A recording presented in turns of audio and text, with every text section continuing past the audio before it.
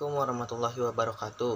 Saya Ardiari Fendi akan mempresentasikan materi tentang perlawanan rakyat Banten terhadap VOC.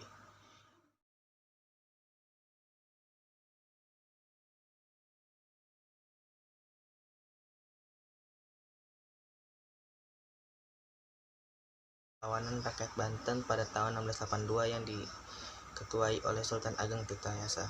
Latar belakangnya, Banten sebagai kesultanan memiliki potensi geografis dan potensi alam yang membuat para pedagang Eropa khususnya hendak menguasai Banten.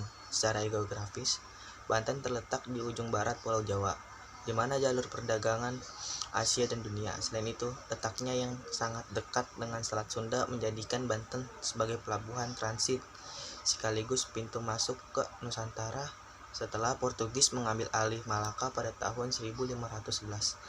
Potensi alam yang dimiliki Banten yaitu merupakan daya tarik tersendiri, di mana Banten adalah penghasil lada terbesar di Pulau Jawa Barat dan penghasil beras dengan dibukanya lahan pertanian dan sarana irigasi oleh Sultan Ageng Tirtayasa. Selain dari potensi alam dan letak geografis, VOC memerlukan tempat yang cocok untuk dijadikan sebagai pusat pertemuan. Letak Belanda yang jauh dari wilayah Nusantara menyulitkan untuk mengatur dan mengawasi kegiatan perdagangan. Dengan pertimbangan tersebut, Banten dipilih sebagai Rendezvous, yaitu pusat pertemuan, di mana pelabuhan, kantor-kantor dapat dibangun dan fasilitas-fasilitas pengangkutan laut dapat disediakan, keamanan terjamin dan berfungsi dengan baik. Hal inilah yang membuat VOC di bawah pimpinan Gubernur Jenderal Johan Maetsuycker hendak menguasai Banten. Perlu diketahui tokoh-tokoh perlawanan Banten terhadap VOC, yaitu Sultan Ageng Tirtayasa serta Arya Purbaya. Arya Purbaya itu putra dari Sultan Ageng Tirtayasa. Bagaimana perlawanan Banten terhadap VOC? Perlawanan rakyat Banten terhadap VOC dibangkitkan oleh Abdul Fattah.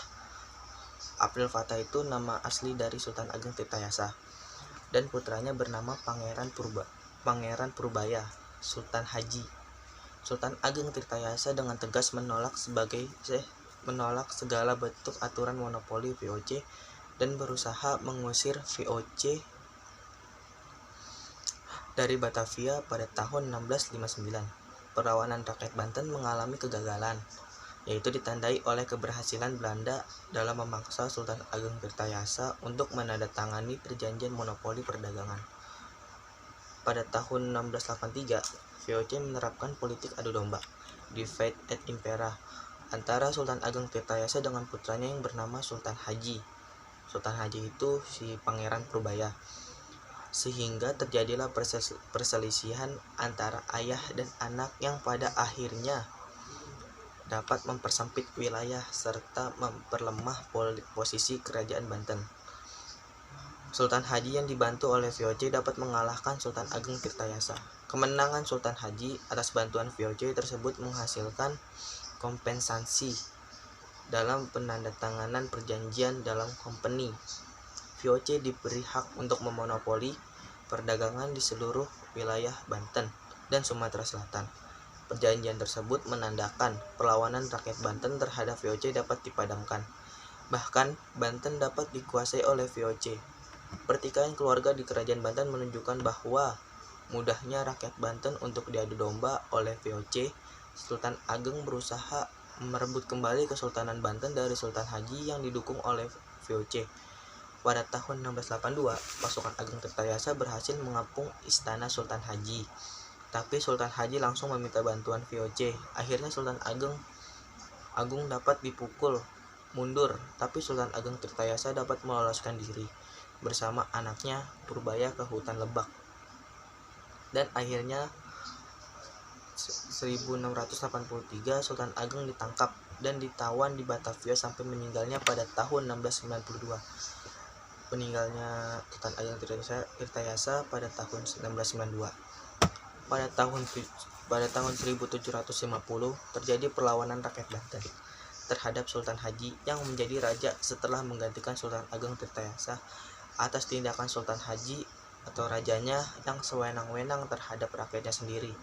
Perlawanan rakyat Banten ini dapat dipadamkan oleh Sultan Haji atas bantuan VOC. Sebagai imbalan jasa, VOC diberi hak untuk memonopoli perdagangan di seluruh wilayah Banten dan Sumatera Selatan. Bentuk-bentuk perlawanan rakyat Banten terhadap VOC. Beberapa yang dilakukan misalnya mengundang para pedagang Eropa lain seperti Inggris, Prancis, Denmark, dan Portugis. Sultan Agung juga mengembangkan hubungan dagang dengan negara-negara Asia seperti Persia, Benggala, Siam, Tonkin, dan Cina. Sultan Agung juga mengirim beberapa pasukannya untuk mengganggu kapal-kapal dagang VOC dan menimbulkan gangguan di Batavia dalam rangka memberi tekanan dan memperlemah kedudukan VOC. Rakyat Banten juga melakukan perusakan terhadap beberapa kebun tanaman tebu milik VOC. Dibangun saluran air atau irigasi untuk meningkatkan produksi pertanian dan dimaksudkan juga untuk memudahkan transportasi perang. Akibat dari perlawanan rakyat Banten terhadap VOC ialah pelabuhan Banten yang dulunya ramai menjadi sepi. Lalu banyak korban yang berjatuhan, tetapi VOC masih belum bisa ditaklukkan pada masa itu. Hubungan antara Banten dan VOC menjadi kurang baik. Dan dari saya penjelasan tentang perlawanan rakyat Banten terhadap VOC segitu saja. Mohon maaf kurang-kurang kata. Assalamualaikum warahmatullahi wabarakatuh. Sekian dari saya penjelasan tentang perlawanan rakyat Banten terhadap VOC segitu saja. Mohon maaf kurang-kurang kata. Assalamualaikum warahmatullahi wabarakatuh.